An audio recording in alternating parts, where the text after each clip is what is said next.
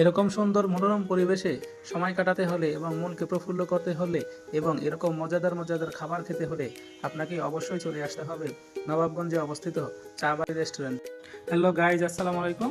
আজকে চলে আসলাম নতুন একটা ভিডিও নিয়ে। তো আজকে আমরা যাব হচ্ছে নবাবগঞ্জে অবস্থিত চা বাড়ি রেস্টুরেন্টে। তো আমরা সবাই একসাথে সিদ্ধান্ত নিয়ে আজকে চা বাড়ি রেস্টুরেন্টে খেতে যাব। আমরা অফিস থেকে বের হয়ে সবাই চলে যাচ্ছি এখন চা বাড়ি রেস্টুরেন্টে। এর আগে আমরা কখনো এই রেস্টুরেন্টে যাওয়া হয়নি। ফেসবুকে এই রেস্টুরেন্টের খাবারের অনেক রিভিউ দেখার পর আমরা সবাই মিলে সিদ্ধান্ত নিলাম যে আজকে আমরা চা বাড়ি রেস্টুরেন্টে চলে যাব। তো বান্দুরা থেকে আমরা রওনা দিলাম, মাঝিরকান্দা পার হয়ে আমরা চলে যাব হচ্ছে নবাবগঞ্জের পল্লী বিদ্যুতের অপোজিটে এই রেস্টুরেন্টটা অবস্থিত। তো আমরা 4 জন বাইক নিয়ে চলে যাচ্ছি নবাবগঞ্জ ওই রেস্টুরেন্টে খাওয়ার জন্য। তো আশা করছি আমরা অল্প কিছুক্ষণের মধ্যে রেস্টুরেন্টে পৌঁছে যাব। আর রেস্টুরেন্টে পৌঁছাইতে আমাদের পুরো মাথা খারাপ করার মতন অবস্থা।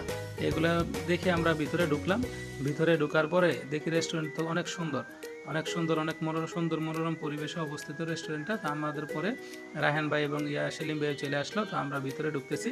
তো প্রথমে আমরা চিন্তা ভাবনা করলাম যে সুন্দর সুন্দর কটেজ দেওয়া আছে, ওই কটেজগুলোর ভিতরে ঢুকে আমরা আমাদের খাবার খাবো। পরে আবার চিন্তা করলাম না, আসছি একটু ঘুরে গেড়ে চারিদিকে দেখি। দেখার পরে আমরা সিদ্ধান্ত নিলাম যে আমরা উপরে সুন্দর একটা কেবিন আছে, ওই কেবিনে বসে সবাই মিলে খাবো। আর উপর থেকে রেস্টুরেন্টের ভিউটা খুব সুন্দর দেখা যাচ্ছিল।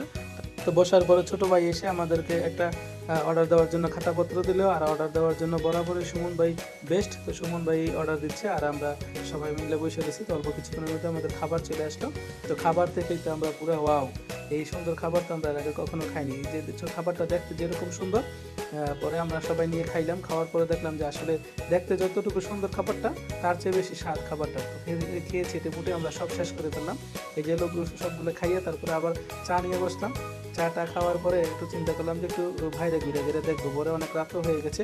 তো চিন্তা করলাম না, আজকে না অন্য আরেকদিন আইসা ফ্যামিলি নিয়ে আইসা এখানে তারপর আবার চারিদিকে ঘুরে ঘুরে দেখবো। তো আমরা বাইরে ফেলাম। বাইরে সবাই ছবি তোলার জন্য একটু দাঁড়াইছিলাম। পরে দেখি না, ছবি তোলা যাবে না। পরে চিন্তা করলাম অনেক রাত হয়ে গেছে, তো আজকে চলে যাই, আবার অন্যদিন আসবো। তো চা বাড়িতে খাওয়ার ভিডিও আজকে এই পর্যন্তই। আবার অন্য একদিন অন্য কোনো রেস্টুরেন্টে দেখাবো আপনাদের সাথে। সেই পর্যন্ত ভালো থাকবেন। আসসালামু আলাইকুম।